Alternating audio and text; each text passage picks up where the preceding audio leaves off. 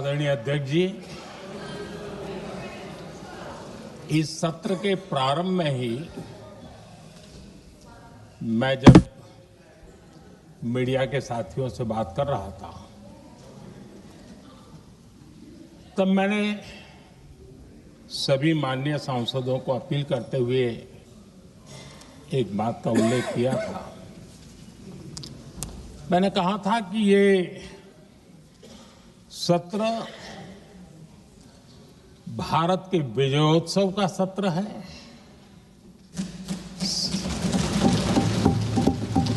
संसद का ये सत्र भारत के गौरवगान का सत्र है।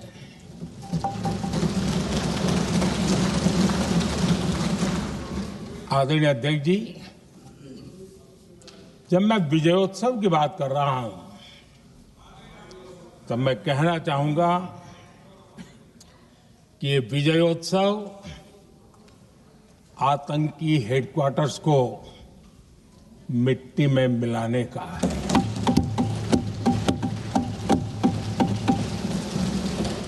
जब मैं विजयोत्सव कहता हूं तो ये विजयोत्सव सिंदूर की सौगंध पूरा करने का है।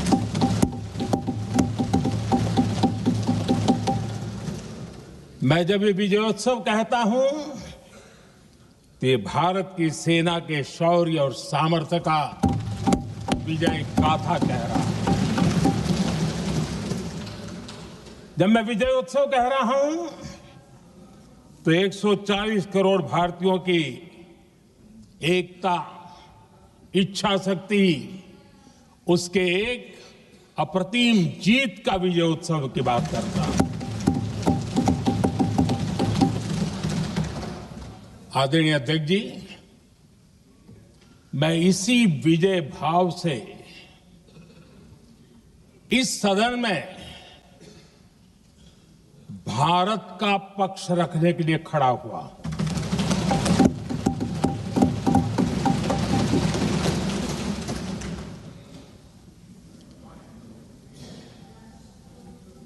और जिन्हें भारत का पक्ष नहीं दिखता है उन्हें मैं आईना दिखाने के लिए खड़ा हुआ।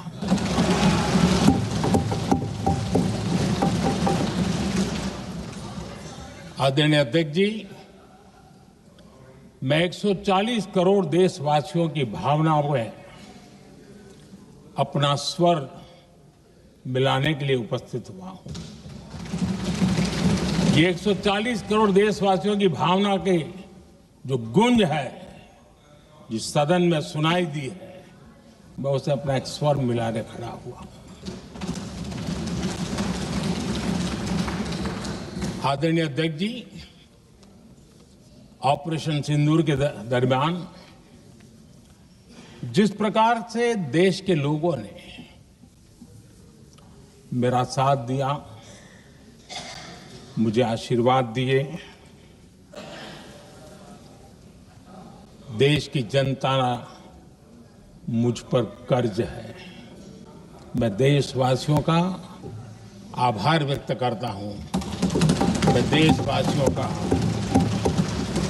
अभिनंदन करता हूं। आदरणीय अध्यक्ष जी, 22 अप्रैल को पहलगाम में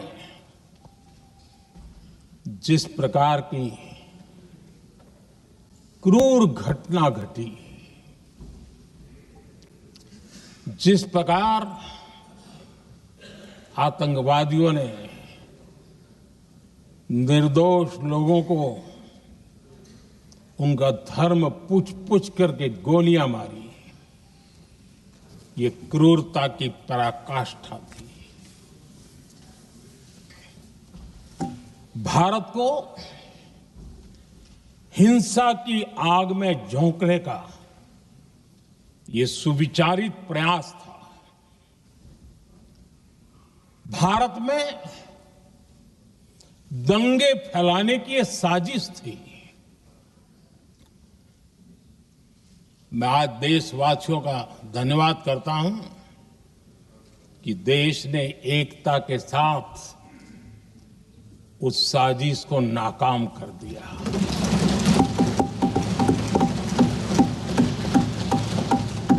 आदरणीय अध्यक्ष जी, 22 अप्रैल के बाद मैंने एक सार्वजनिक रूप से और विश्व को समझ में आए इसलिए कुछ अंग्रेजी में भी वाक्यों का प्रयोग किया था और मैंने कहा था कि हमारा संकल्प है, हम आतंकियों को मिट्टी में मिला देंगे।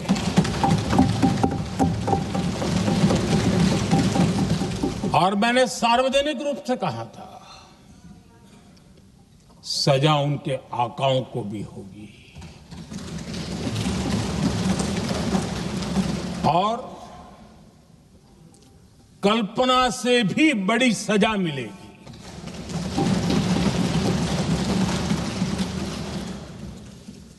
22 अप्रैल को मैं विदेश था, मैं तुरंत लौट के आया और आने के तुरंत बाद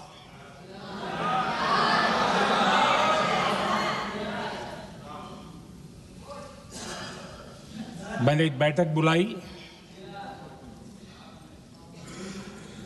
और उस बैठक में हमने साफ साफ निर्देश दिए कि आतंकवाद को करारा जवाब देना होगा और ये हमारा राष्ट्रीय संकल्प है। आदरणीय अध्यक्ष जी, हमें हमारे सैन्य बलों की क्षमता पर पूरा विश्वास है, पूरा भरोसा है उनकी क्षमता पर, उनके सामर्थ्य पर, उनके साहस पर। सेना को कार्रवाई की खुली छूट दे दी गई और यह भी कहा गया कि सेना तय करें कब, कहां, कैसे, किस प्रकार से। ये सारी बातें उस मीटिंग में साफ साफ कह दी गई और कुछ बातें उसमें से मीडिया में शायद रिपोर्ट भी हुई है।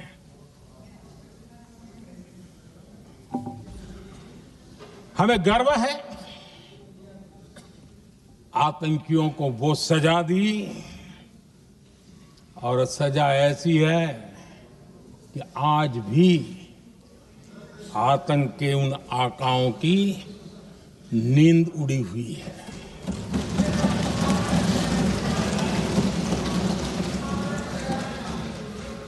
आदरणीय अध्यक्ष जी, मैं हमारी सेना की सफलता के उससे जुड़े भारत के उस पक्ष को सदन के माध्यम से देशवासियों के सामने रखना चाहता हूं। पहला पक्ष, पहलगाम हमले के बाद से ही पाकिस्तानी सेना को अंदाजा लग चुका था कि भारत कोई बड़ी कार्रवाई करेगा। उनके तरफ से न्यूक्लियर की धमकियों के भी बयान आना शुरू हो चुके थे। भारत ने 6 मई रात और 7 मई सुबह जैसा तय किया था वैसी कार्रवाई की और पाकिस्तान कुछ नहीं कर पाया। 22 मिनट में 22 अप्रैल का बदला निर्धारित लक्ष्य के साथ हमारी सेना ने ले लिया। दूसरा पक्ष, आदरणीय अध्यक्ष जी, पाकिस्तान के साथ हमारी लड़ाई तो कई बार हुई है, लेकिन ये पहली ऐसी भारत की रणनीति बनी कि जिसमें पहले जहां कभी नहीं गए थे वहां हम पहुंचे। पाकिस्तान के कोने कोने में आतंकी अड्डों को धुआं धुआं कर दिया गया।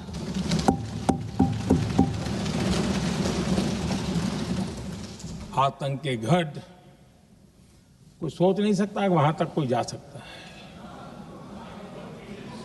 बहावलपुर और मुर्गे उसको भी जमींदोस्त कर दिया गया। आदरणीय अध्यक्ष जी, हमारे सेनाओं ने आतंकी अड्डों को तबाह कर दिया। तीसरा पक्ष, पाकिस्तान की न्यूक्लियर धमकी को हमने झूठा साबित कर दिया।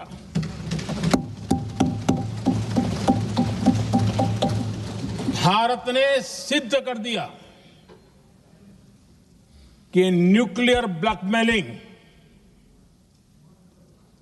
अब नहीं चलेगा और न ही ये न्यूक्लियर ब्लैकमेलिंग के सामने भारत झुकेगा। आदरणीय अध्यक्ष जी, चौथा पक्ष, भारत ने दिखाई अपनी तकनीकी क्षमता। पाकिस्तान के सीने पर सटीक प्रहार किया। पाकिस्तान के एयरबेस एसेट्स को भारी नुकसान हुआ और आज तक उनके कई एयरबेस आईसीयू में पड़े हैं। आज टेक्नोलॉजी आधारित युद्ध का युग है। ऑपरेशन सिंदूर इस महारत में भी सफल सिद्ध हुआ है।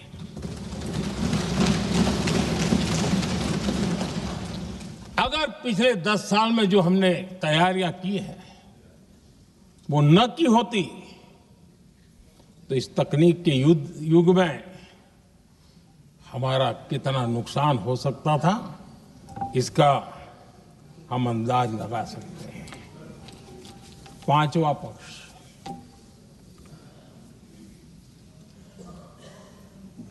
ऑपरेशन सिंदूर के दरमियान पहली बार हुआ जब आत्मनिर्भर भारत की ताकत को दुनिया ने पहचाना। Made in India drone, made in India missile ने पाकिस्तान के हथियारों की पोल खोल करके रख दी।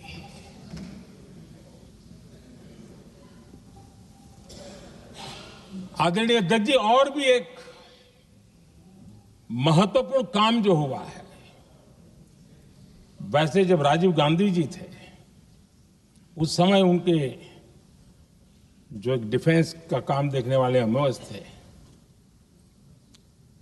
उन्होंने जब मैंने सीडीएस की घोषणा की तो वो बहुत प्रसन्न होकर के मुझे मिलने आए थे और बहुत बहुत प्रसन्न थे वो।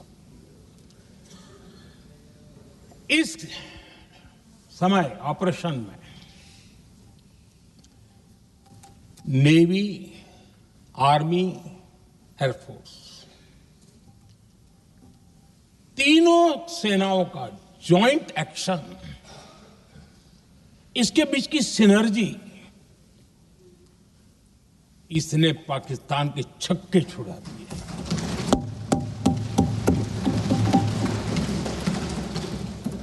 आदरणीय अध्यक्ष जी, आतंक की घटनाएं पहले भी देश में होती थी, लेकिन पहले आतंकवादियों के मास्टरमाइंड निश्चिंत होते थे और वो आगे की तैयारी में लगे रहते थे। उनको पता था कुछ नहीं होगा। लेकिन अब स्थिति बदल गई है। अब हमले के बाद मास्टरमाइंड को नींद नहीं आती। उनको पता है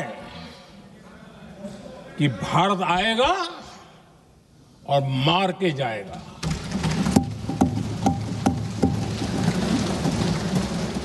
ये न्यू नॉर्मल भारत ने सेट कर दिया है।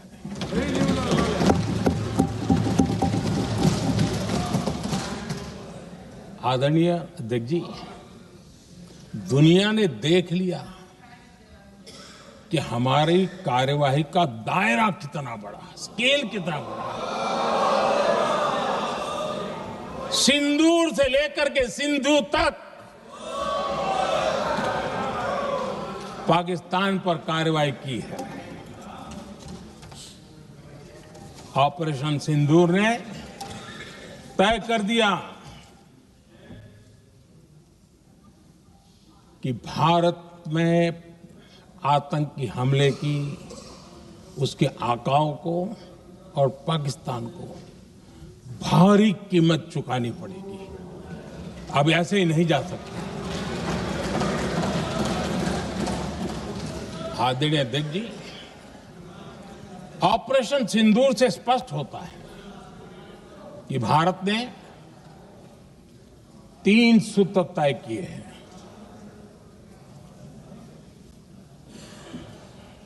अगर भारत पर आतंकी हमला हुआ तो हम अपने तरीके से, अपनी शर्तों पर, अपने समय पर जवाब दे करके रहेंगे।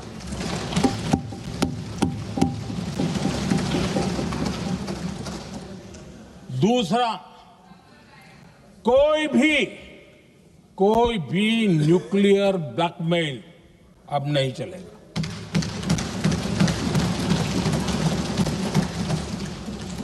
और तीसरा, हम आतंक की सरपरस्त सरकार और आतंक के आकाओं, उनको अलग अलग नहीं देखेंगे। आदरणीय अध्यक्ष जी,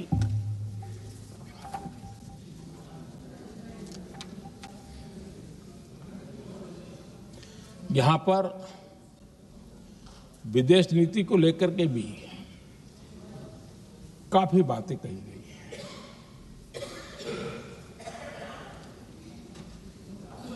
दुनिया के समर्थन को लेकर के भी काफी बातें कही गई हैं।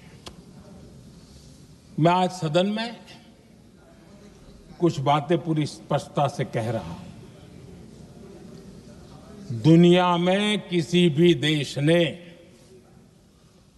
भारत को अपनी सुरक्षा में कार्रवाई करने से रोका नहीं है।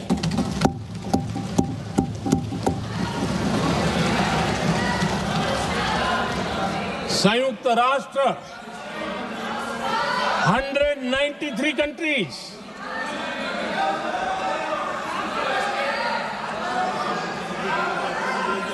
सिर्फ 3 देश 193 कंट्री में सिर्फ 3 देश ऑपरेशन सिंदूर के दौरान पाकिस्तान के समर्थन में बयान दिया था। Only 3 countries.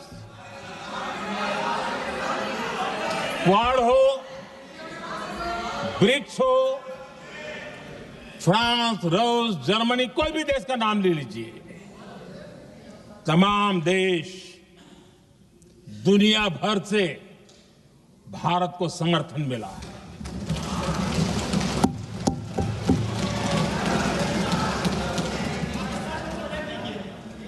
आदरणीय अध्यक्ष जी, दुनिया का समर्थन तो मिला, दुनिया के देशों का समर्थन मिला, माननीय, लेकिन ये दुर्भाग्य है कि मेरे देश के वीरों के पराक्रम को कांग्रेस का समर्थन नहीं।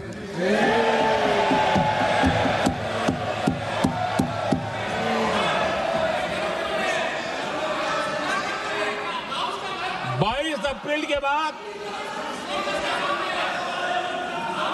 अप्रैल के आतंकी हमले के बाद 3-4 दिन में ही ये उछल रहे थे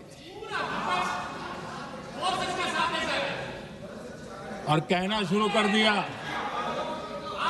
कहां गई 56 इंच की छाती, कहां खो गया मोदी, मोदी तो फेल हो गया। क्या मजा ले रहे थे, उनको लगता था वाह बाजी मार ली। उनको पहलगाम के निर्दोष लोगों की हत्या में भी वो अपनी राजनीति तराशते थे।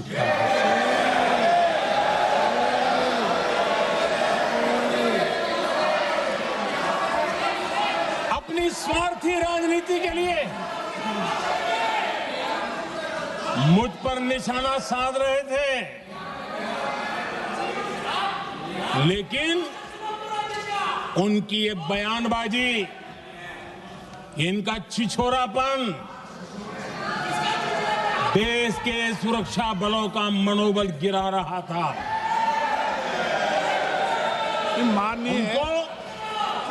माननीय प्रतिपक्ष के नेता, एक मिनट, प्रतिपक्ष के नेता आपकी बात सबने ध्यान से सुनी।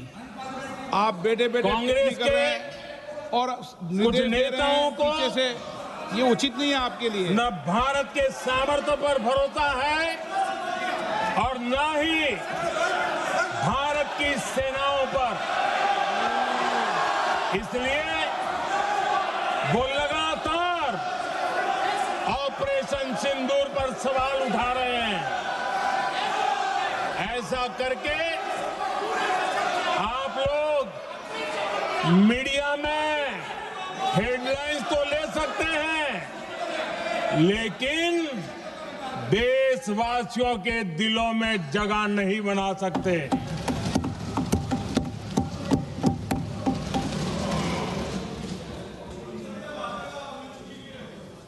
आदरणीय सभापति जी, आदरणीय अध्यक्ष जी, 10 मई को भारत ने ऑपरेशन सिंदूर के तहत हो रहे एक्शन को रोकने की घोषणा की। इसको लेकर यहां भांति भांति की बातें कही गई। ये वही प्रोपेगेंडा है जो सीमा पार से फैलाया गया है। कुछ लोग सेना द्वारा दिए गए तथ्यों की जगह पाकिस्तान के झूठ प्रचार को आगे बढ़ाने में जुटे हुए हैं।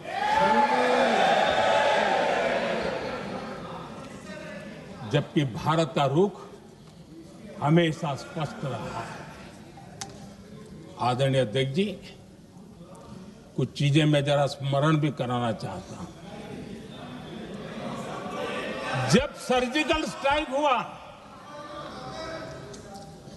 उस समय हमने लक्ष्य तय किया था, हमारे जवानों को तैयार करके, कि हम उनके इलाके में जाकर के आतंकियों के जो लॉन्चिंग पैड है उनको नष्ट करेंगे। और सर्जिकल स्ट्राइक, एक रात के उस ऑपरेशन में हमारे लोग सूर्योदय होते होते काम पूरा करके वापस आए। लक्ष्य निर्धारित था कि ये करना है। जब बालाकोट एयर स्ट्राइक किया तो हमारा लक्ष्य तय था कि आतंकियों के जो ट्रेनिंग सेंटर्स है, इस बार हम उसको तबाह करेंगे, और हमने वो भी करके दिखाया। ऑपरेशन सिंदूर के समय हमारा लक्ष्य तय था और हमारा लक्ष्य था कि आतंक के जो एपी सेंटर है और पहलगाम के आतंकियों को जहां से पुरजोश योजना बनी, ट्रेनिंग मिली, व्यवस्था मिली, उस पर हमला करेंगे। हमने उनके नाभि पर हमला कर दिया।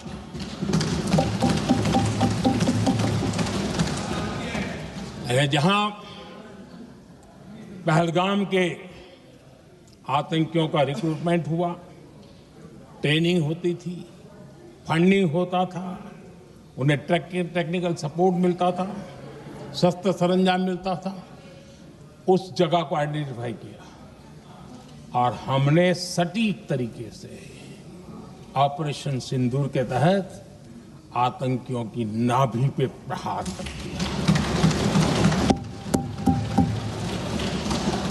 और आदरणीय अध्यक्ष जी, इस बार भी हमारी सेना ने 100% लक्ष्यों को हासिल करके देश के सामर्थ्य का परिचय किया।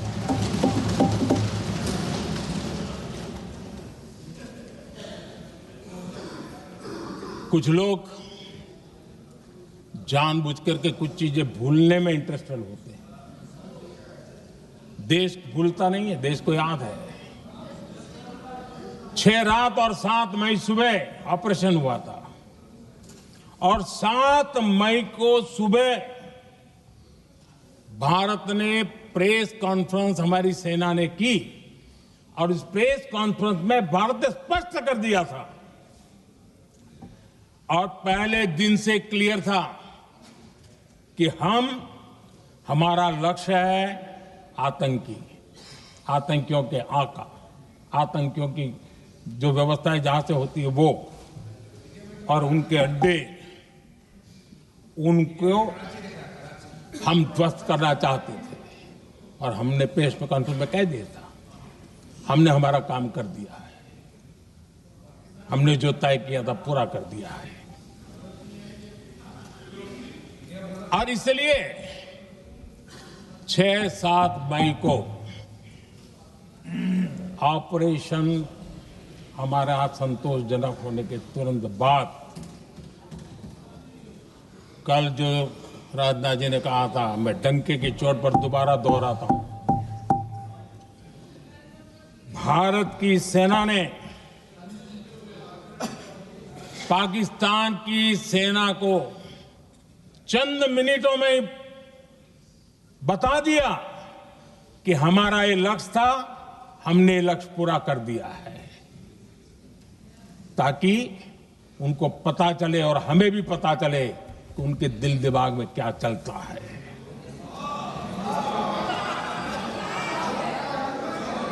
हमने अपना लक्ष्य 100% हासिल कर लिया था और पाकिस्तान में समझदारी होती तो आतंकियों के साथ खुलेआम खड़े रहने की गलती न करता। उसने निर्लज्ज होकर के आतंकवादियों के साथ खड़े रहने का फैसला किया। हम पूरी तरह तैयार थे, हम भी मौके की तलाश में थे,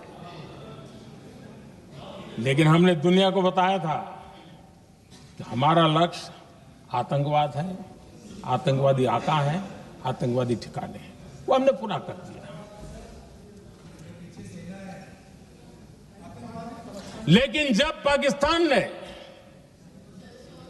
आतंकियों की मदद में आने का फैसला किया और मैदान में उतरने की हरकत की, तो भारत की सेना ने सालों तक याद रह जाए ऐसा करारा जवाब दे करके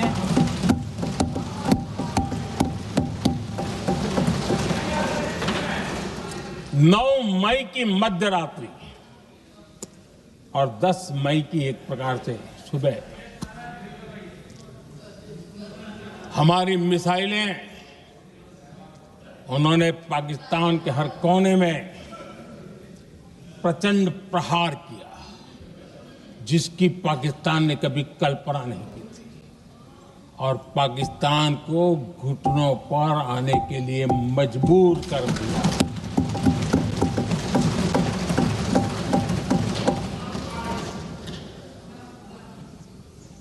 और आपने टीवी में भी देखा है, वहां से क्या बयान आते थे।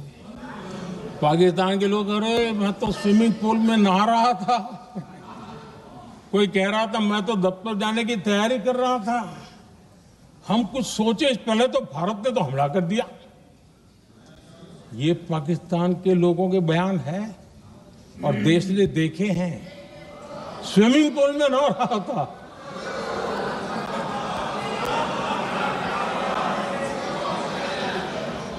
और जब इतना कड़ा प्रहार हुआ,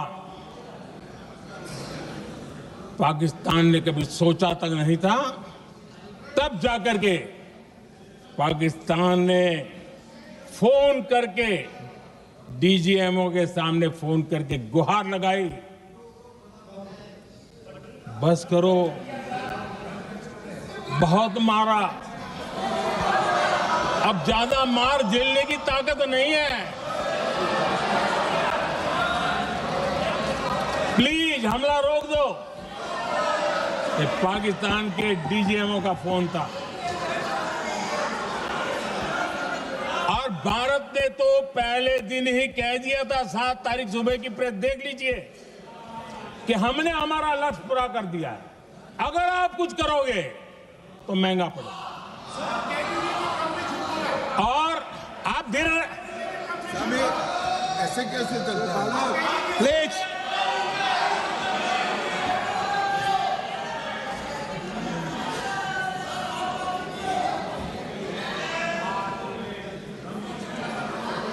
मैं आज दोबारा कह रहा हूं, ये भारत की स्पष्ट नीति थी, सुविचारित नीति थी, सेना के साथ मिलकर के तय की हुई नीति थी, और वे ये थी कि हम आतंक, उनके आका, उनके ठिकाने, ये हमारा लक्ष्य है।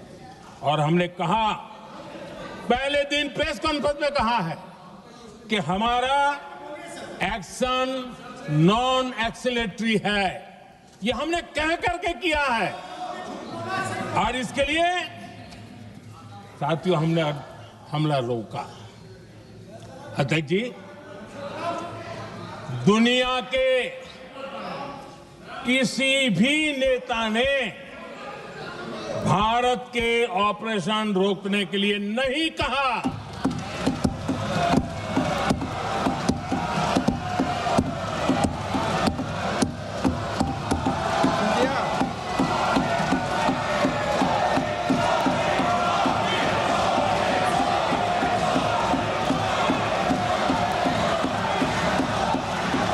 उसी दौरान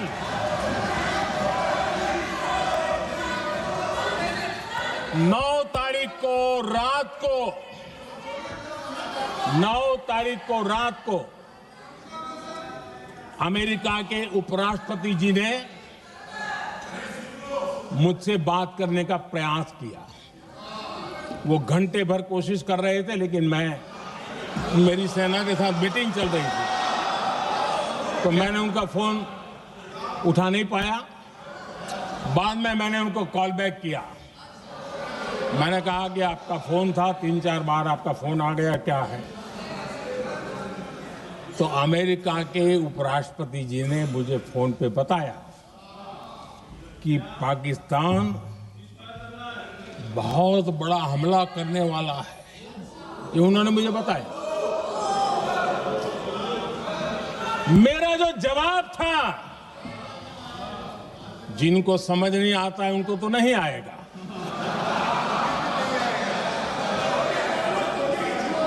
मेरा जवाब था, अगर पाकिस्तान का ये इरादा है तो उसे बहुत महंगा पड़ेगा। ये मैंने अमेरिका के उपराष्ट्रपति को कहा था,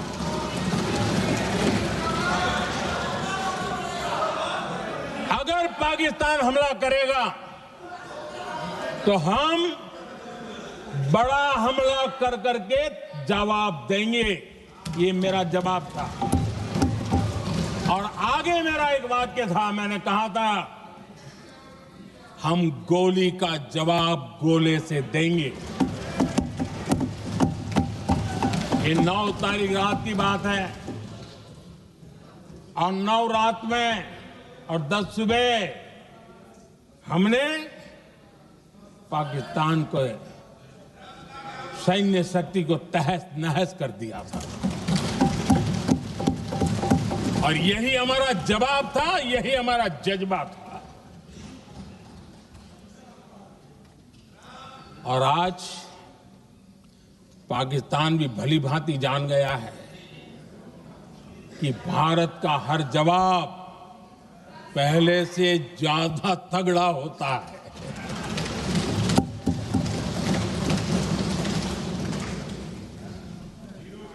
उसे यह भी पता है कि अगर भविष्य में नौबत आई तो भारत आगे कुछ भी कर सकता है। और इसलिए मैं फिर से लोकतंत्र के इस मंदिर में दोहराना चाहता हूं, ऑपरेशन सिंदूर जारी है।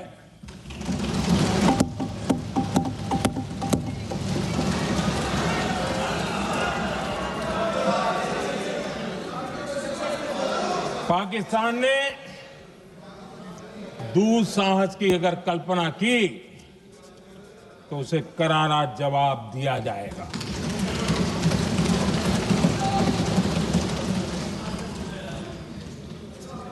आदरणीय अध्यक्ष जी, आज का भारत आत्मविश्वास से भरा हुआ है। आज का भारत आत्मनिर्भरता के मंत्र को लेकर के पूरी शक्ति के साथ तेज गति से आगे बढ़ रहा है। देश देख रहा है भारत आत्मनिर्भर बनता जा रहा है। लेकिन देश ये भी देख रहा है कि एक तरफ तो भारत आत्मनिर्भरता की ओर तेज गति से आगे बढ़ रहा है, लेकिन कांग्रेस मुद्दों के लिए पाकिस्तान पर निर्भर होती जा रही है।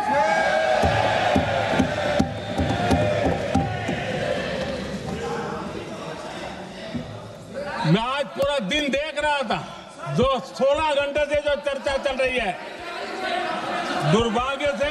प्लीज बैठिए, सब जवाब दे दिया आपका। आप सुनते नहीं, सबका जवाब दे दिया। प्लीज दुर्भाग्य से सुनिए जवाब। कांग्रेस को पाकिस्तान के मुद्दे इंपोर्ट करने पड़ रहे हैं।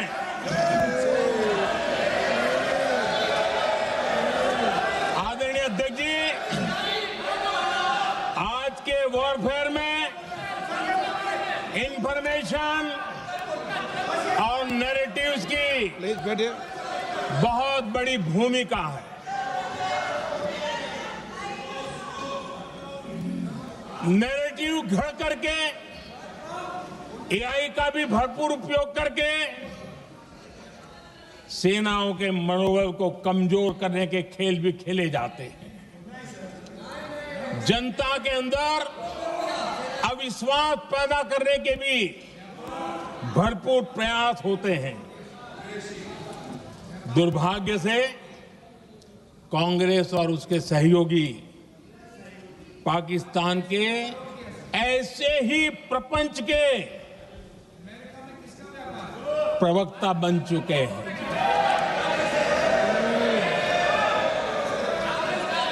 आदरणीय अध्यक्ष जी, देश की सेना ने,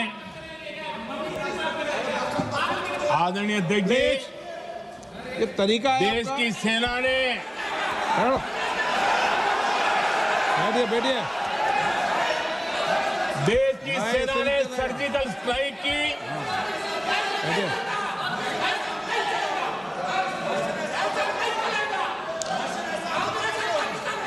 जब बैठिए बैठिए बैठिए।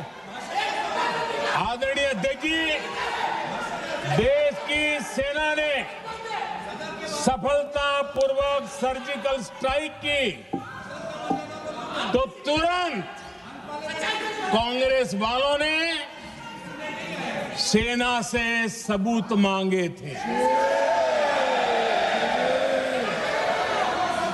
लेकिन जब उन्होंने देश का मूड देखा, देश का मिजाज देखा, तो सुर उनके बदलने लगे और बदल करके क्या कहने लगे? कांग्रेस के लोगों ने कहा, ये सर्जिकल स्ट्राइक क्या बड़ी बात है, ये तो हमने भी की थी। एक ने कहा 3 सर्जिकल स्ट्राइक की थी, दूसरे ने कहा 6 सर्जिकल स्ट्राइक की थी, तीसरे ने कहा 15 सर्जिकल स्ट्राइक की थी। जितना बड़ा नेता उतना बड़ा आंकड़ा चल रहा था।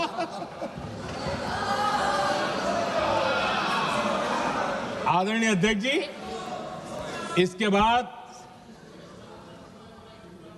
बालाकोट में सेना ने एयर स्ट्राइक की। अब एयर स्ट्राइक तो ऐसी थी कि वो कुछ कह नहीं सकते थे, इसलिए ये तो नहीं कहा कि भाई हमने भी की थी। उसमें तो उन्होंने समझदारी दिखाई, लेकिन फोटो मांगने लगे। एयर स्ट्राइक हुई तो फोटो दिखाओ, क्या कहां गिरा, क्या तोड़ा, कितना तोड़ा, कितने मरे, बस यही पूछते रहे। पाकिस्तान भी यही पूछता था, ये भी यही पूछते थे। इतना ही नहीं, आदरणीय अध्यक्ष जी, जब पायलट अभिनंदन पकड़े गए तो पाकिस्तान में तो खुशी का माहौल होना स्वाभाविक था कि उनके हाथ में भारतीय सेना का एक पायलट उनके हाथ लगा था। लेकिन यहां पर भी कुछ लोग थे जो कानों कानों में कह रहे थे, अब मोदी फंसा, अब अभिनंदन वहां आए, मोदी ला करके दिखा दे, अब देखते हैं मोदी क्या करता है। आज डंके की चोट पर अभिनंदन वापिस आए।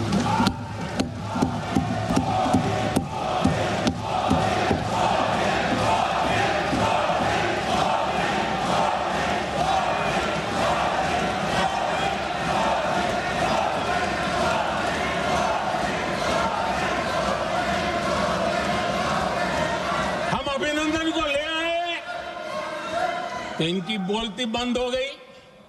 इनको लगा यार ये नसीब वाला आदमी है, हमारा हथियार हाथ से निकल गया। आदरणीय अध्यक्ष जी, पहलगाम हमले के बाद हमारा बीएसएफ का एक जवान पाकिस्तान के कब्जे में गया, तो फिर इनको लगा वाह बड़ा मुद्दा हाथ में आ गया है, अब मोदी फंस जाएगा। अब तो मोदी की फजीयत जरूर होगी। और उनकी इकोसिस्टम ने सोशल मीडिया में बहुत सारी कथाएं वायरल की कि ये बीएसएफ के जवान का क्या होगा, उसके परिवार का क्या होगा, ये वापस आएगा, कब आएगा, कैसे आएगा, न जाने क्या क्या चला दिया। आदरणीय अध्यक्ष जी, बीएसएफ का वो जवान भी आन बान शान के साथ वापस आया।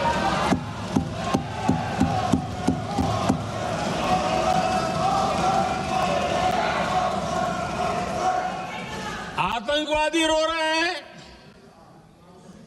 आतंकवादियों के आका रो रहे हैं और उनको रोते देखकर यहां भी कुछ लोग रो रहे हैं।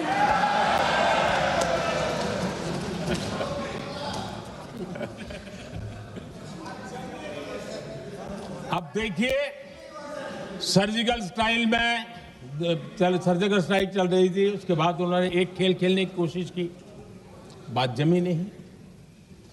एयर स्ट्राइक हुई तो दूसरा खेल खेलने की कोशिश की, वो भी जमी नहीं।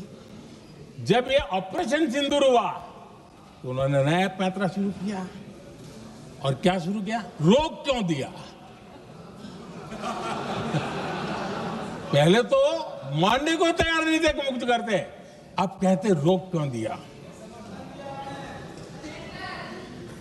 वाह रे बयान बहादुरों,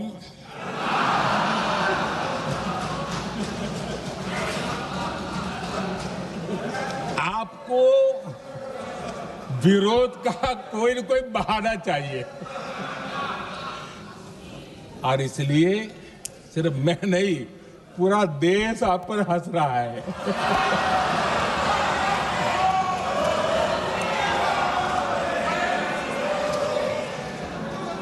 आदरणीय अध्यक्ष जी, सेना का विरोध, सेना के प्रति एक पता नहीं नेगेटिविटी, ये कांग्रेस का पुराना रवैया रहा है। देश ने अभी अभी करगिल विजय दिवस मनाया, लेकिन देश पूरी तरह जानता है कि उनके कार्यकाल में और आज तक करगिल के विजय को कांग्रेस ने अपनाया नहीं। न करगिल विजय दिवस मनाया है, न करगिल विजय का गौरव किया। इतिहास साक्षी है अध्यक्ष जी। जब डोकलाम में सैन्य हमारा शौर्य दिखा रहा था, तब कांग्रेस के नेता चुपके चुपके किससे ब्रीफिंग लेते थे, वो सारी दुनिया अब जान गई।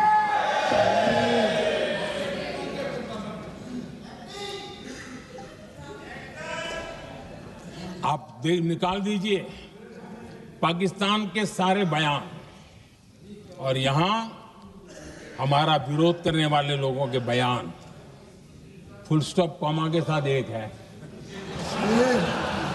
क्या कहेंगे इसको? और बुरा लगता है सच बोलते हैं तो। पाकिस्तान के साथ सुर में सुर मिला दिया जाता है। आदरणीय अध्यक्ष जी, देश हैरान है, कांग्रेस ने पाकिस्तान को क्लीन चिट दे दी है।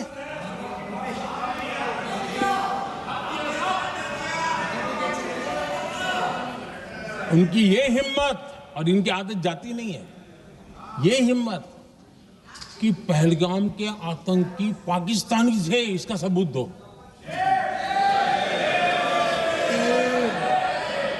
क्या कह रहे हो तुम लोग? तो कौन सा तरीका है? और यही मांग पाकिस्तान कर रहा है जो कांग्रेस कर रही है। और आदरणीय अध्यक्ष जी, आज जब सबूतों की कोई कमी नहीं है, सब कुछ आंखों के सामने दिखता है, तब ये हालत है। अगर ये सबूत ना होते तो क्या करती है लोग, आप बताइए। आदरणीय अध्यक्ष जी,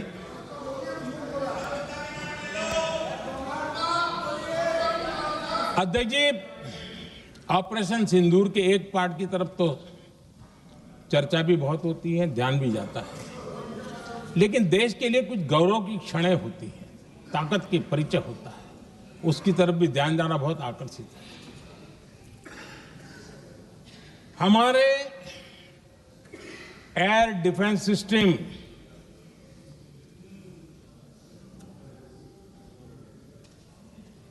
दुनिया में इसकी चर्चा है। हमारे एयर डिफेंस सिस्टम ने पाकिस्तान की मिसाइल और ड्रोन्स उसको तिनके की तरफ बिखेर दिया था।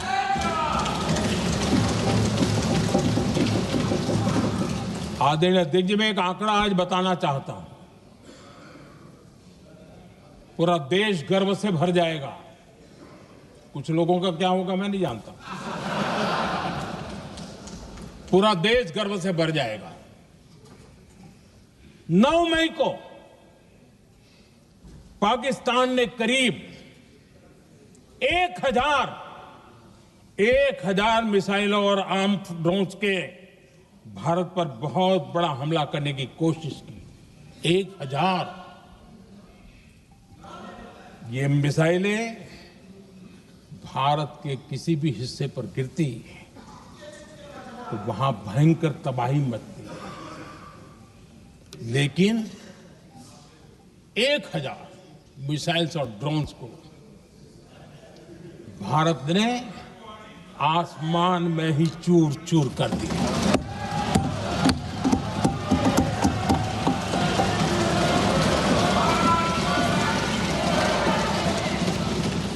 हर देशवासी को इससे गर्व हो रहा।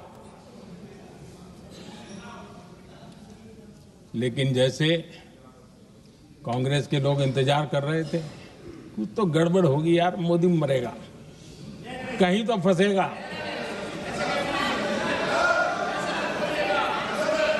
पाकिस्तान ने आदमपुर एयरबेस पर हमले का झूठ फैलाया, उस झूठ को बेचने की भरपूर कोशिश की, पूरी ताकत लगा दी। मैं अगले ही दिन आदमपुर पहुंचा और खुद जाकर के उनके झूठ को मैंने बेनकाब कर दिया। तब जाकर के उनको अकल ठिकाने लगी कि अब ये झूठ चलने वाला नहीं है। आदरणीय अध्यक्ष जी, जो हमारे छोटे दलों के साथी हैं, जो राजनीति में नए हैं, उनको कभी शासन में रहने का अवसर नहीं मिला, उनसे कुछ बातें निकलती मैं समझ सकता हूं। लेकिन कांग्रेस पार्टी ने इस देश में लंबे समय तक राज किया है, उसको शासन की व्यवस्थाओं का पूरा पता है, उन चीजों से वो निकले हुए लोग हैं, उनके लिए शासन व्यवस्था क्या होती इसकी समझ पूरी है, अनुभव है उनके पास। उसके बाद भी विदेश मंत्रालय तुरंत जवाब दे, उसको स्वीकारना नहीं। विदेश मंत्री जवाब दे, इंटरव्यू दे, बार बार बोले, उसको स्वीकारना नहीं। गृह मंत्री बोले, रक्षा मंत्री बोले, किसी पर भरोसा नहीं। जिसने इतने सालों तक राज किया, उनको देश की व्यवस्थाओं पर अगर भरोसा नहीं है, तब शक उठता है कि क्या हालत हो गई है इनकी। आदरणीय अध्यक्ष जी, अब कांग्रेस का भरोसा पाकिस्तान के रिमोट कंट्रोल से बनता है और बदलता है।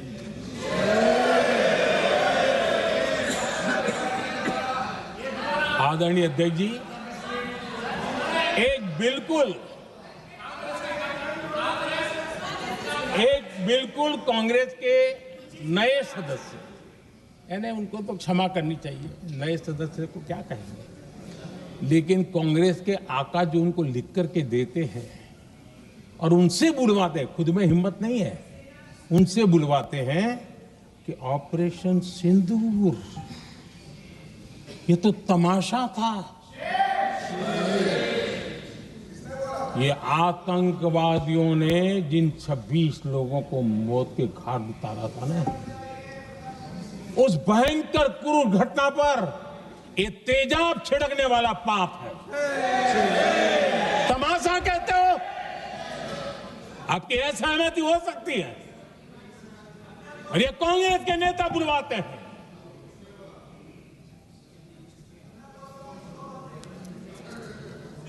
आदरणीय अध्यक्ष जी, पहलगाम के हमलावरों को कल हमारे सुरक्षा बलों ने ऑपरेशन महादेव करके अपने अंजाम तक पहुंचाया।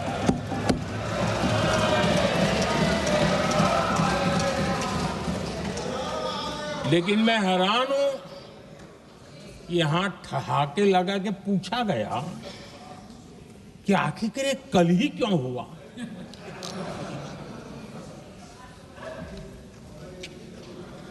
अब ये क्या हो गया है मुझे समझ नहीं आ रहा है। क्या ये ऑपरेशन के लिए कोई सावन महीने का सोमवार ढूंढा गया था क्या? क्या हो गया है इन लोगों को? हताशा, निराशा इस हद तक।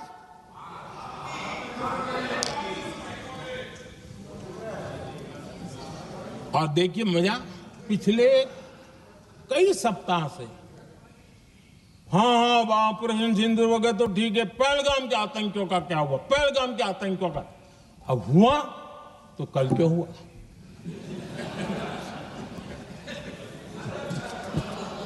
और कल ही क्यों हुआ? क्या हाल है अध्यक्ष जी का। आदरणीय अध्यक्ष जी,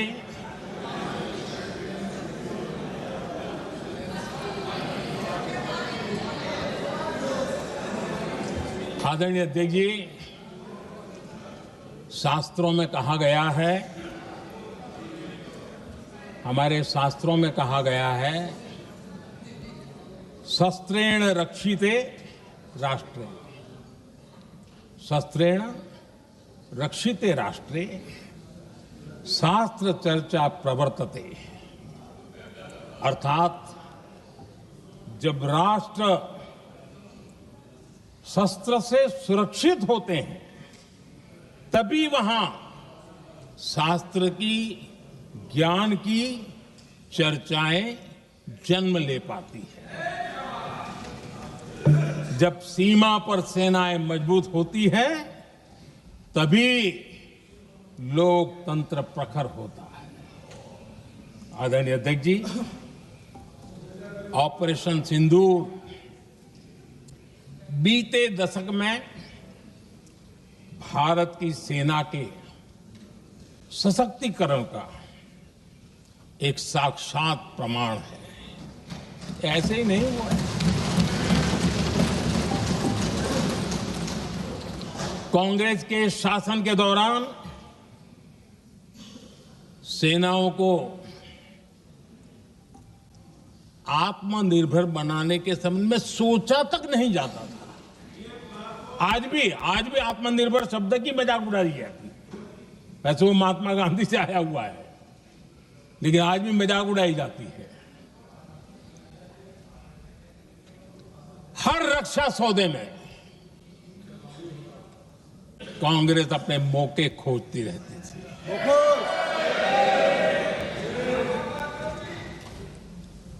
छोटे छोटे हथियारों को लिए विदेशों पर निर्भरता, ये इनका कार्यकाल रहा है। Bullet proof jacket, night vision camera तक नहीं होते थे। और लंबा लिस्ट है, जीप से शुरू होता है, बफो, हेलीकॉप्टर, हर चीज के साथ घोटाला जुड़ा हुआ है। आदरणीय अध्यक्ष जी, हमारी सेनाओं को आधुनिक हथियारों के लिए दशकों तक इंतजार करना पड़ा। आजादी के पहले, और इतिहास गवाह, एक जमाना था जब डिफेंस मैन्युफैक्चरिंग में भारत का आवाज सुनाई देती थी। जिस समय तलवारों से लड़ा जाता था ना, तब भी तलवारें भारत की श्रेष्ठ मानी जाती थी। हम डिफेंस के इक्विपमेंट में आगे थे। लेकिन आजादी के बाद जो एक मजबूत डिफेंस इक्विपमेंट मैन्युफैक्चरिंग का हमारा दायरा था, जो हमारा पूरा इकोसिस्टम था, उसको सोच समझ करके तबाह कर दिया गया, उसको दुर्बल किया गया।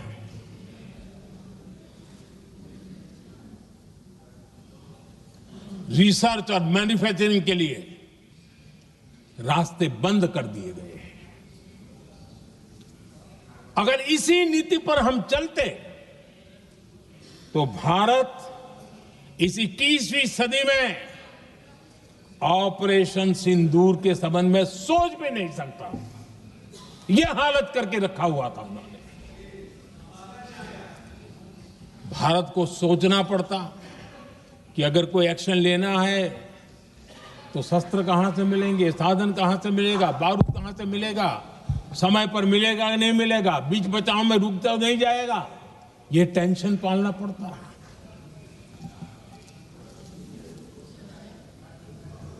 आदरणीय अध्यक्ष जी, बीते एक दशक में मेक इन इंडिया हथियार सेना को मिले, उन्होंने इस ऑपरेशन में बहुत निर्णायक भूमिका निभाई।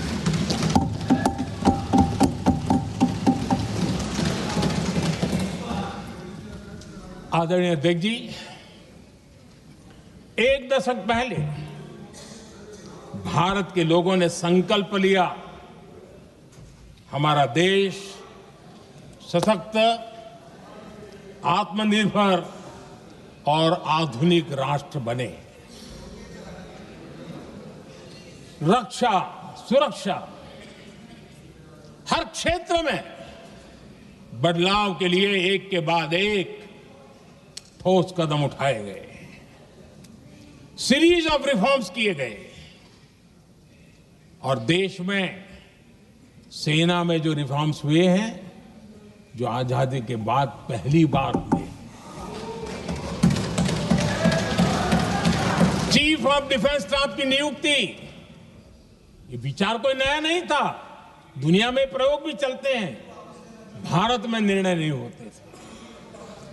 हमने, ये बहुत बड़ा रिफॉर्म था, हमने किया और बहुत ही, मैं हमारी तीनों सेनाओं का अभिनंदन करता हूं कि इस व्यवस्था को उन्होंने दिल से सहयोग किया है, दिल से स्वीकार किया है।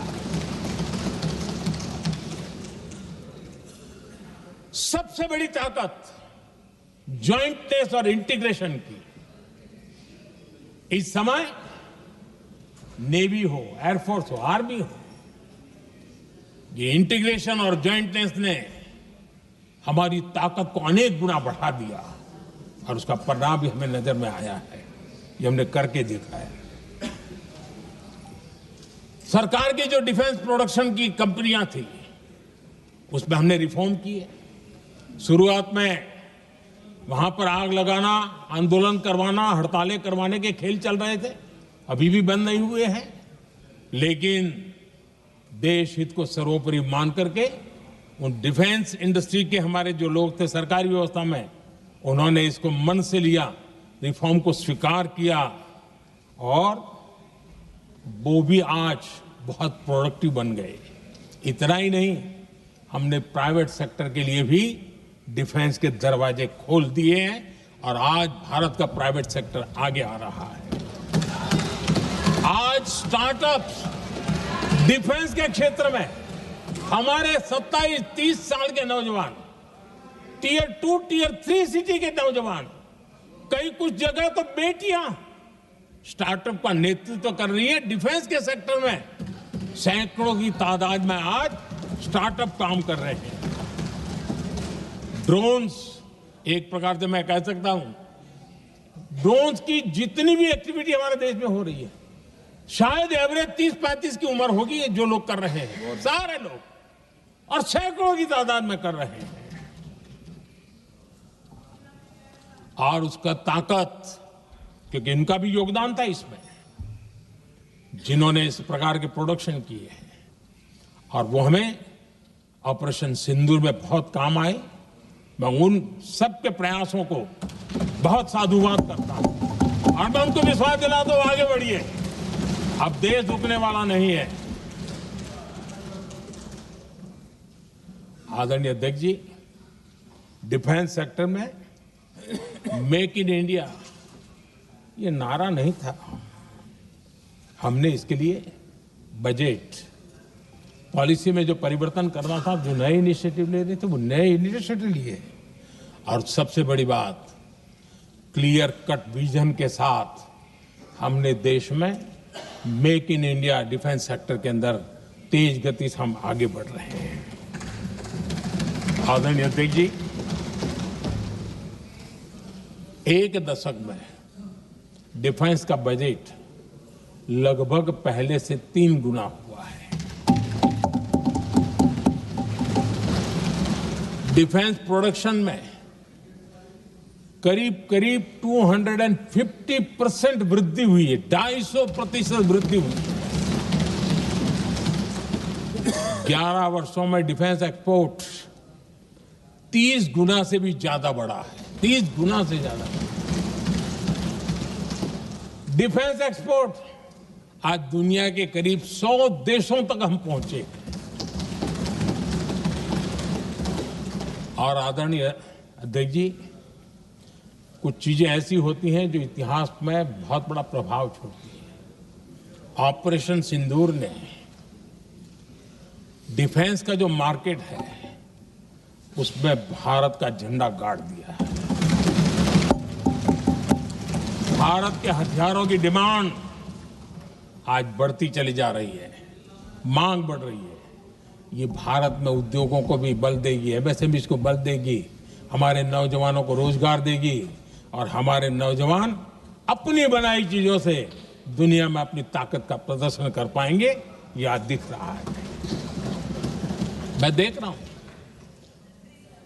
डिफेंस के क्षेत्र में जो आत्मनिर्भर भारत की दिशा में हम जो कदम उठा रहे हैं, मैं हैरान हूं।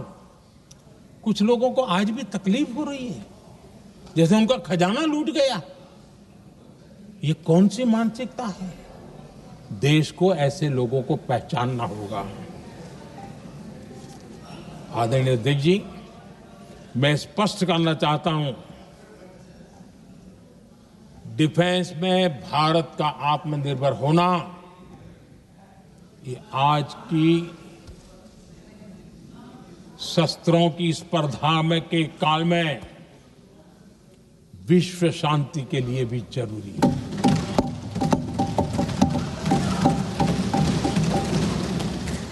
मैं पहले भी कह चुका हूं, भारत युद्ध का नहीं, बुद्ध का देश है।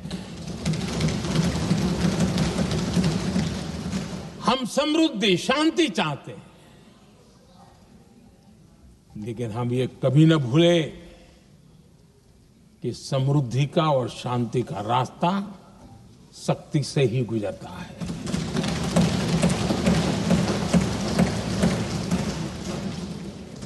आदरणीय अध्यक्ष जी, हमारा भारत छत्रपति शिवाजी महाराज, महाराजा रणजीत सिंह, राजेंद्र चोला, महाराणा प्रताप, लसित बोरफुकन और महाराजा सुहेलदेव का देश है।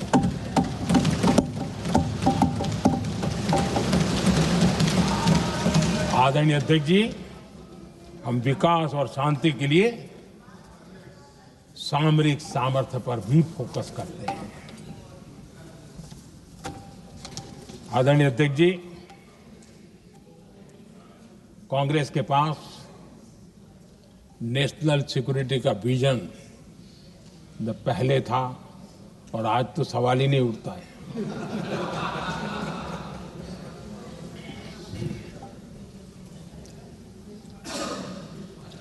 कांग्रेस ने हमेशा नेशनल सिक्योरिटी पर समझौता किया। आज जो लोग पूछ रहे हैं पीओके को वापस क्यों नहीं लिया, वैसे ये सवाल मुझे ही पूछ सकते हैं और किसको पूछ सकते हैं।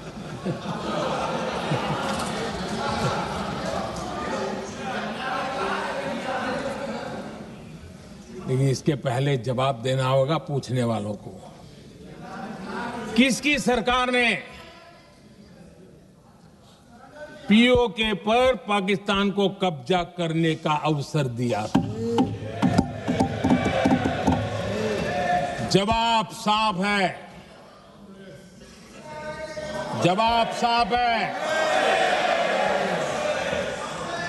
जब भी मैं नेहरू जी की चर्चा करता हूं तो कांग्रेस और उसका पूरा इकोसिस्टम बिलबिला जाता है, पता नहीं क्या है। आदरणीय अध्यक्ष जी, हम एक शेर सुना करते थे, मुझे ज्यादा इसका ज्ञान तो नहीं है लेकिन सुनते थे।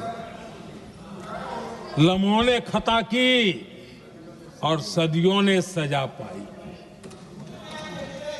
आजादी के बाद से ही जो फैसले लिए गए उनकी सजा आज तक देश भुगत रहा है।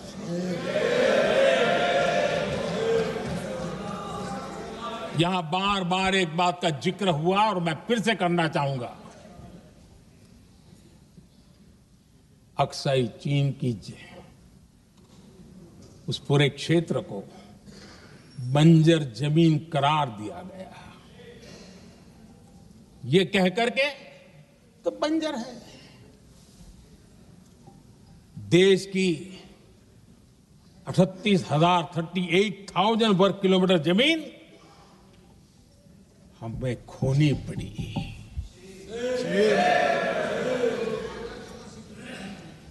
आदरणीय अध्यक्ष जी, मैं जानता हूं मेरी कुछ बातें चुभने वाली है। 1962 और 1963 के बीच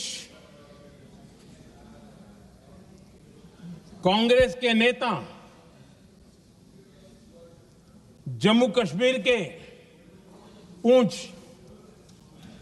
उरी, नीलम वैली और किशनगंगा को छोड़ देने का प्रस्ताव रख रहे थे। भारत की भूमि,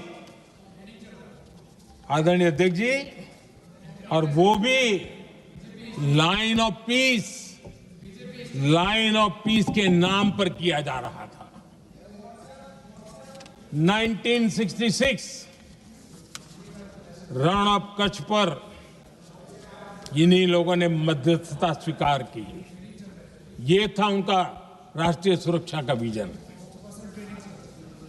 एक बार फिर उन्होंने भारत का करीब 800 वर्ग किलोमीटर क्षेत्र पाकिस्तान को सौंप दिया, जिसमें छड़बेट भी शामिल है, कि कहीं उसको छड़ाबेट भी कहते हैं।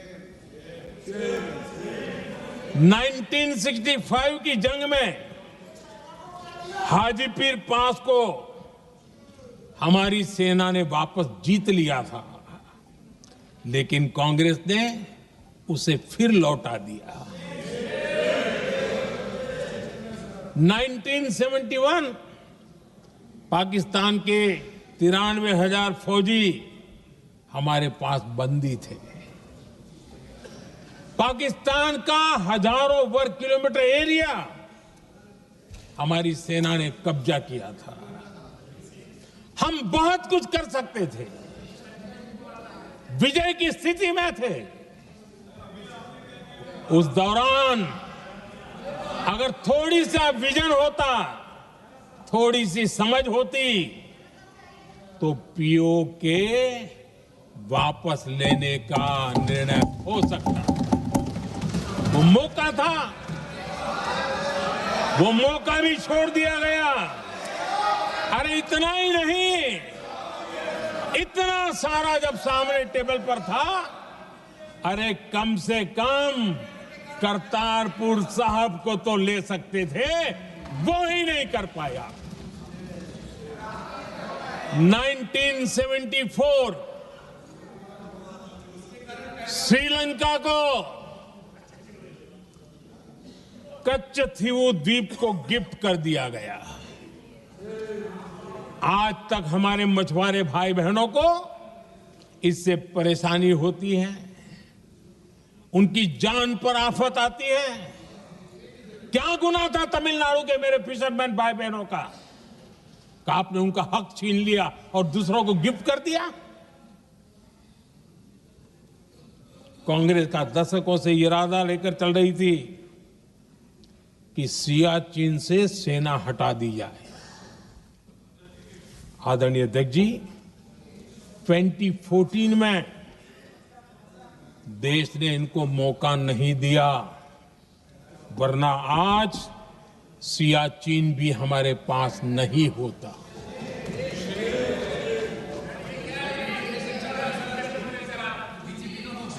आदरणीय अध्यक्ष जी, आजकल कांग्रेस के जो लोग हमें डिप्लोमेसी का पाठ पढ़ा रहे हैं, मैं उन्हें उनकी डिप्लोमेसी याद दिलाना चाहता हूं ताकि उनको भी कुछ याद रहे, पता चले।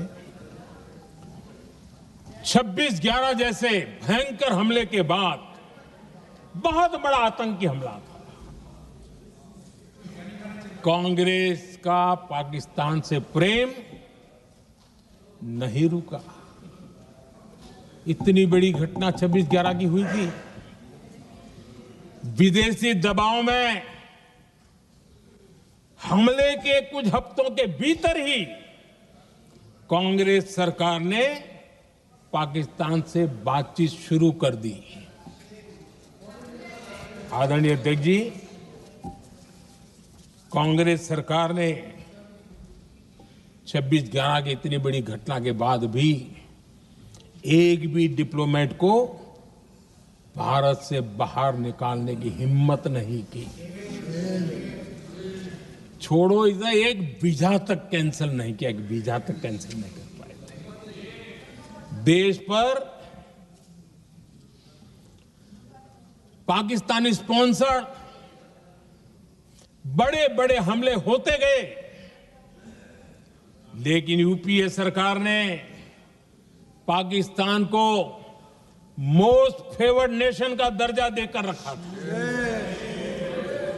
वो कभी वापस नहीं लिया था।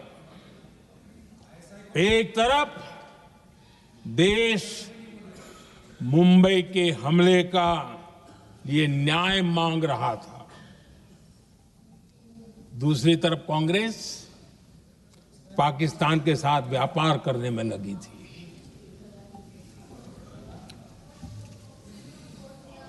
पाकिस्तान वहां से खून की होली खेलने वाले आतंकियों को भेजते रहे और कांग्रेस यहां अमन की आश के मुशायरे किया करती थी। मुशायरे होते थे। हमने आतंकवाद और अमन की आस का ये वन वे ट्रैफिक बंद कर दिया।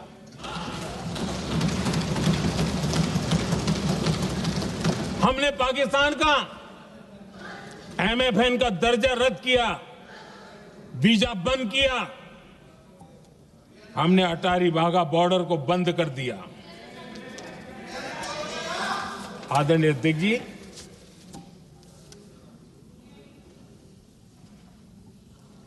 भारत के हितों को गिरवी रख देना ये कांग्रेस की पार्टी की पुरानी आदत है। इसका सबसे बड़ा उदाहरण सिंधु जल समझौता है। सिंधु जल समझौता किसने किया? नेहरू जी ने किया। और मामला किससे जुड़ा था?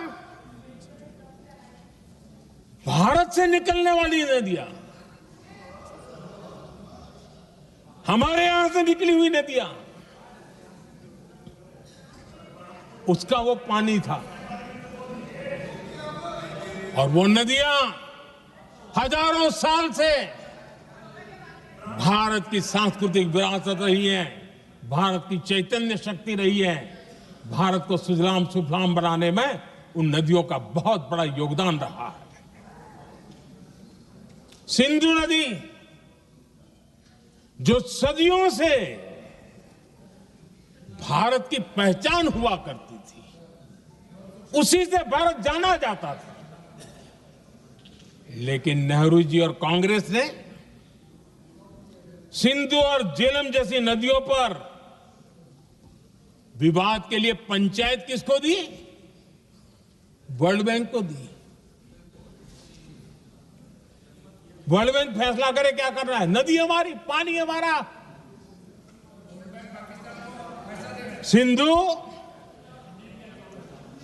सिंधु जल समझौता सीधा सीधा भारत की अस्मिता और भारत के स्वाभिमान के साथ किया गया बहुत बड़ा धोखा था।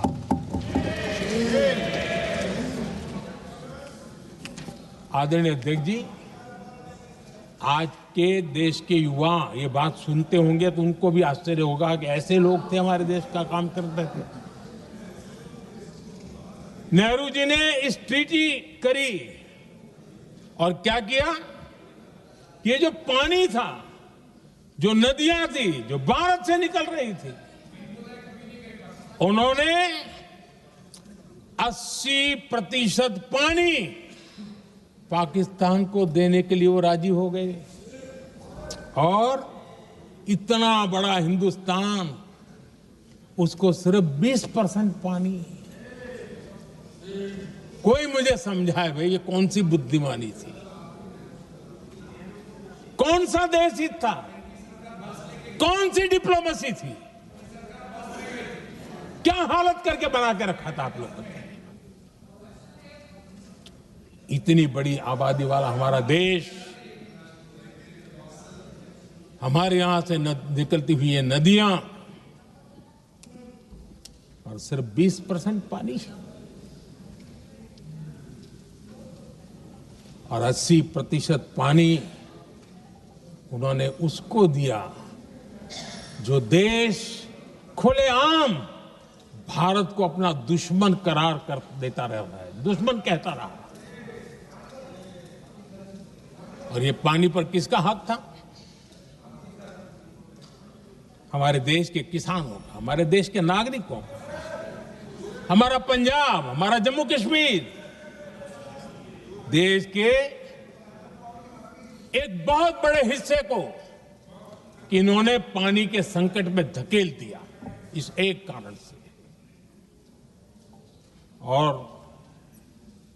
राज्यों के भीतर भी पानी को लेकर के आपस में संघर्ष पैदा हुई है, प्रतिस्पर्धा पैदा हुई, और उनका जिस पर हक था उस पर पाकिस्तान मौज करता रहा। और ये दुनिया में अपनी डिप्लोमेसी के पाठ पढ़ाते रहते हैं। आदरणीय अध्यक्ष जी, अगर ये ट्रीटी न होती तो पश्चिमी नदियों पर कई बड़ी परियोजनाएं बनती।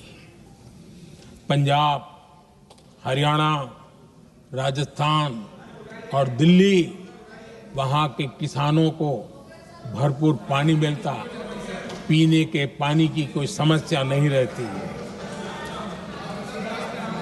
औद्योगिक प्रगति के लिए भारत बिजली बना पाता।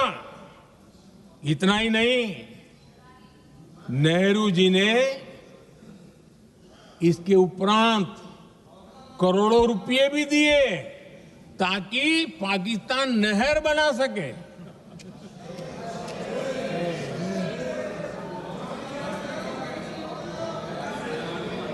आदरणीय अध्यक्ष जी, इससे भी बड़ी बात, देश चौंक जाएगा। ये चीजें छिपाई गई है, दबा दी गई है। कहीं भी बांध बनता है तो उसमें एक मैकेनिज्म होता है उसकी सफाई का, डीसिल्टिंग का। उसमें जो मिट्टी भर जाती है, बाकी घास वगैरह आकर के भर जाता है, तो उसकी कैपेसिटी कम होती है, तो उसकी सफाई के लिए यानी इनबिल्ट व्यवस्था होती है। नेहरू जी ने पाकिस्तान के कहने पर यह शर्त स्वीकार की है कि इन बांध में जो मिट्टी आएगी, कूड़ा कचरा आएगा और बांध भर जाएगा, इसकी सफाई नहीं कर सकते।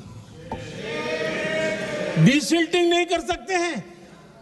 बांध हमारे यहां, पानी हमारा, लेकिन निर्णय पाकिस्तान का कि आप डिसिल्टिंग नहीं कर सकते। इतना ही नहीं, जब इस बार मैं डिटेल में गया तो एक बांध तो ऐसा है कि जहां ये डिसिल्टिंग के लिए जो गेट होता है ना, उसको वेल्डिंग कर दिया गया है ताकि कोई गलती से भी खोल करके वो मिट्टी को निकाल ना दे। पाकिस्तान ने नेहरू जी से लिखवा लिया था कि भारत बिना पाकिस्तान की मर्जी अपने बांधों में जमा होने वाली मिट्टी साफ नहीं करेगा, डिसिल्टिंग नहीं करेगा। ये समझौता देश के खिलाफ था और बाद में नेहरू जी को भी ये गलती माननी पड़ी। इस समझौते में निरंजन दास गुलाटी करके एक सज्जन उसमें जुड़े हुए थे। उन्होंने एक किताब लिखी है। उस किताब में उन्होंने लिखा है कि फरवरी 1961 में नेहरू ने उनसे कहा था, गुलाटी, मुझे उम्मीद थी कि यह समझौता अन्य समस्याओं के समाधान का रास्ता खोलेगा, लेकिन हम वहीं हैं जहां पहले थे। ये नेहरू जी ने कहा। नेहरू जी केवल तत्कालिक प्रभाव देख पा रहे थे, इसलिए उन्होंने कहा कि हम वहीं के वहीं हैं, लेकिन सच्चाई ये कि इस एग्रीमेंट के कारण देश बहुत पिछड़ गया, देश बहुत पीछे चल गया और देश का बहुत नुकसान हुआ। हमारे किसानों को नुकसान हुआ, हमारी खेती को नुकसान हुआ। और नेहरू जी उस डिप्लोमेसी को जानते थे जिसमें किसान का कोई वजूद ही नहीं था। यह हाल करके रखा था उन्होंने। आदरणीय अध्यक्ष जी, पाकिस्तान आगे दशकों तक भारत के साथ युद्ध और छद्म युद्ध, प्रॉक्सी वॉर करता ही रहा, लेकिन कांग्रेस की सरकारों ने बाद में भी सिंधु जल समझौते की तरफ देखा तक नहीं, नेहरू जी की गलती को सुधारा तक नहीं।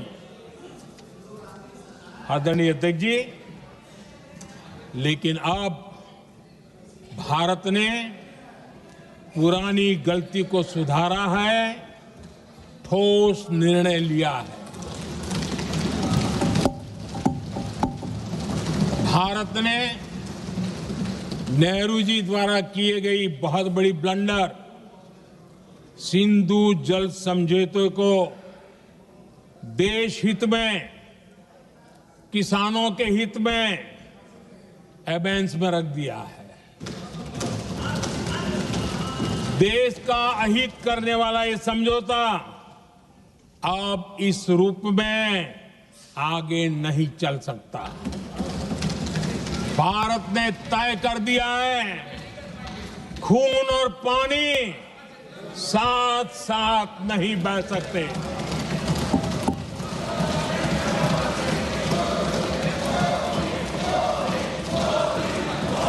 माननीय सदस्य, आप बहुत देर हो गई, आप उपनेता हैं, ये तरीका आप बैठे बैठे टोकते हैं। प्लीज, ये शोभा नहीं देता आपके लिए।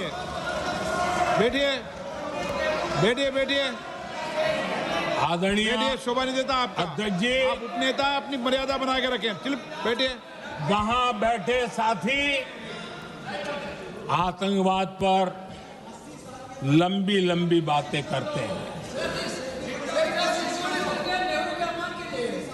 जब ये सत्ता में था, जुड़े हुए हैं। जब इनको राज करने का अवसर मिला था, तब देश का हाल क्या है, क्या रहा था, वो आज भी देश भूला नहीं है। 2014 से पहले देश में असुरक्षा का जो माहौल था, अगर वो आज याद भी करे ना तो लोग सिहर जाते हैं। आदरणीय अध्यक्ष जी, हम सबको याद है, जो नई पीढ़ी के बच्चे हैं उनको पता नहीं है, हम सबको पता है। हर जगह पर अनाउंसमेंट होता था, रेलवे स्टेशन पर जाओ, बस स्टैंड पर जाओ, एयरपोर्ट पर जाओ, बाजार में जाओ, मंदिर में जाओ, कहीं पर भी जाओ, जहां भी भीड़ होती है, कोई भी लावारिस चीज दिखे छूना मत, पुलिस को तुरंत जानकारी देना, वो बम हो सकता है। हम 2014 तक यही सुनते आए थे, ये हालात करके रखा था। देश के कोने कोने में यही हाल था। माहौल ये था कि जैसे कदम कदम पर बम बिछे हैं और खुद को ही नागरिकों ने बचाना है। उन्होंने हाथ ऊपर कर दिए, अनाउंस कर दिया। आदरणीय अध्यक्ष जी, कांग्रेस की कमजोर सरकारों के कारण देश को कितनी जानें गंवानी पड़ी, हमें अपनों को खोना पड़ा। आदरणीय अध्यक्ष जी, आतंकवाद पर ये लगाम लगाई जा सकती थी। हमारी सरकार ने 11 साल में ये करके दिखाया, एक बहुत बड़ा सबूत है। 2004 से 14 के बीच जो आतंकी घटनाएं होती थी, उन घटनाओं में बहुत बड़ी कमी आई है। इसलिए देश भी जानना चाहता है, अगर हमारी सरकार आतंकवाद पर नकेल कस सकती है तो कांग्रेस सरकारों की ऐसी कौन सी मजबूरी थी कि आतंकवाद को फलने फूलने दिया। आदरणीय अध्यक्ष जी, कांग्रेस के राज में आतंकवाद अगर फला फूला है तो उसका एक बड़ा कारण इनकी तुष्टीकरण की राजनीति है, वोट बैंक की राजनीति है। जब दिल्ली में बाटला हाउस एनकाउंटर हुआ, कांग्रेस के एक बड़ी नेता के आंख में आंसू थे, आतंकवादी मारे गए इसके कारण। और वोट पाने के लिए इस बात को हिंदुस्तान के कोने कोने में पहुंचाया गया। आदरणीय अध्यक्ष जी, 2001 में देश की संसद पर हमला हुआ था। तब कांग्रेस के एक बड़े नेता ने अफजल गुरु को बेनिफिट ऑफ डाउट देने की बात कही थी। आदरणीय अध्यक्ष जी, मुंबई में 26/11 का इतना बड़ा आतंकी हमला हुआ, एक पाकिस्तानी आतंकी जिंदा पकड़ा गया।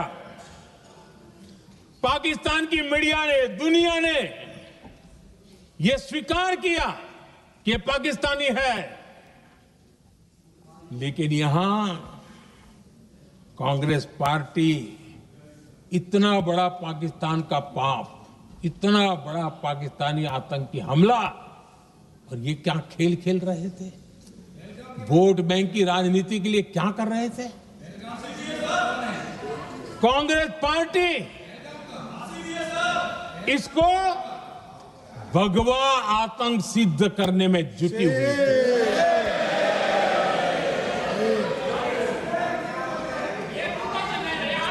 कांग्रेस दुनिया को हिंदू आतंकवाद की थ्योरी बेचने में लगी हुई थी। कांग्रेस के एक नेता ने अमेरिका के बड़े राजनयिक को यहां तक कह दिया था जबकि लश्कर-ए तोयबा से भी बड़ा खतरा भारत के हिंदू ग्रुप है। ये कहा गया था तुष्टीकरण के लिए कांग्रेस ने जम्मू कश्मीर में भारत का संविधान, बाबा साहब आंबेडकर का संविधान, उसे जम्मू कश्मीर में पैर नहीं रखने दिए, इन्होंने घुसने नहीं दिया, उसे बाहर रखा। तुष्टीकरण और वोट बैंक की राजनीति के लिए कांग्रेस हमेशा देश की सुरक्षा को बलि चढ़ाती रही। आदरणीय अध्यक्ष जी, तुष्टीकरण के लिए ही कांग्रेस ने आतंकवाद से जुड़े कानूनों को कमजोर किया। गृहमंत्री जी ने आज विस्तार से सदन में कहा है, इसलिए मैं इसको रिपीट करना नहीं चाहता। आदरणीय अध्यक्ष जी, मैंने इस सत्र की शुरुआत में आग्रह किया था, मैंने कहा था कि दल हित में हमारे मत मिले न मिले, दल हित में हमारे मत मिले न मिले, देश हित में हमारे मन जरूर मिलने चाहिए। पहलगाम की विभीषिका ने हमें गहरे घाव दिए हैं, उसने देश को झकझोर दिया है। इसके जवाब में हमने ऑपरेशन सिंदूर किया तो सेनाओं के पराक्रम ने, हमारे आत्मनिर्भर अभियान ने देश में एक सिंदूर स्पिरिट पैदा किया है।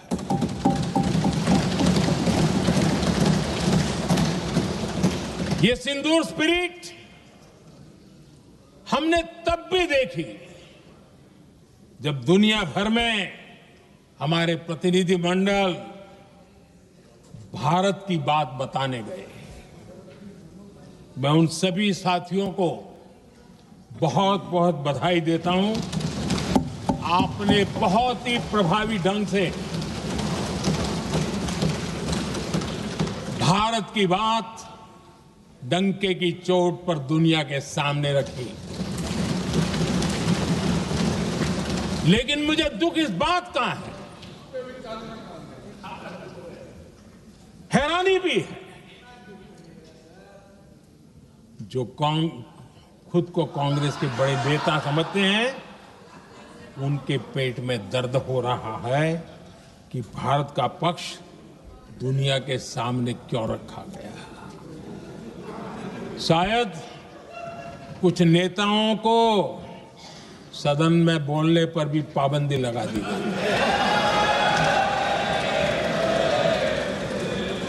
आदरणीय अध्यक्ष जी, इस मानसिकता से बाहर निकलने की जरूरत है। कुछ पंक्तियां मेरे मन में आती हैं, मैं अपने भाव व्यक्त करना चाहता हूं। आदरणीय अध्यक्ष जी, करो चर्चा और इतनी करो, करो चर्चा और इतनी करो कि दुश्मन दहशत से दहल उठे। दुश्मन दहशत से दहल उठे। रहे ध्यान बस इतना ही, रहे ध्यान बस इतना ही, मान सिंदूर और सेना का प्रश्नों में भी अटल रहे। हमला मां भारती पर हुआ अगर, तो प्रचंड प्रहार करना होगा। दुश्मन जहां भी बैठा हो, हमें भारत के लिए ही जीना होगा। मेरा कांग्रेस के साथियों से आग्रह है कि एक परिवार के दबाव में पाकिस्तान को क्लीन चिट देना बंद कर दें। जो देश की विजय की क्षण है, कांग्रेस उसे देश के उपहास का क्षण न बनाएं। कांग्रेस अपनी गलती सुधारें। मैं आज सदन में फिर स्पष्ट करना चाहता हूं, अब भारत आतंकी नर्सरी में ही आतंकियों को मिट्टी में मिलाएगा।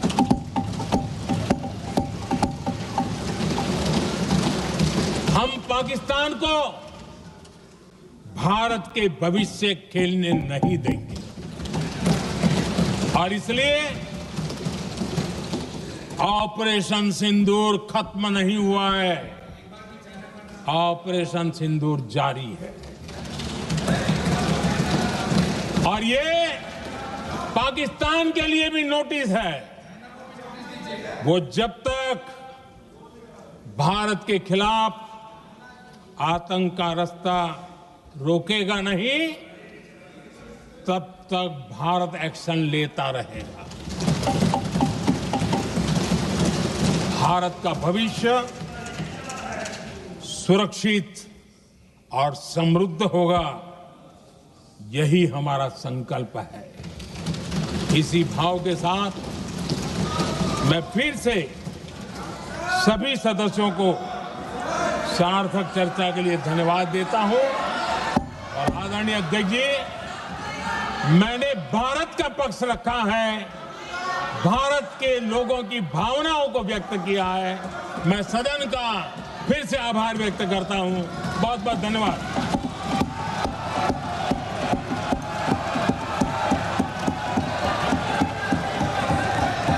सभा की कार्रवाई बुधवार दिनांक 30 जुलाई 2025 को प्राप्त 11 बजे तक के लिए स्थगित की जाती है।